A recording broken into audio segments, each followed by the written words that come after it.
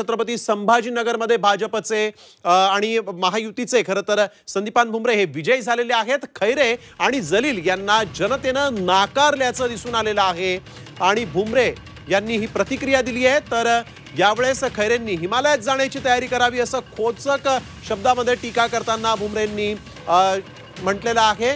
थेट हिमालयात त्यांनी जावं खैरेंनी असं देखील म्हणालेले आहे। तर खैर या ठिकाणी इम्तियाज जलील हे विद्यमान खासदार होते, त्यांचा देखील पराभव झालेला आहे आणि संभाजीनगरमध्ये शिंदे गटाचे संदीपान भुमरे हे विजयी झाले।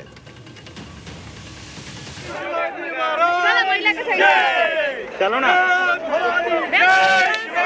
चल सुशील जल्दी से, तात्या चलो, तात्या बाद में लो।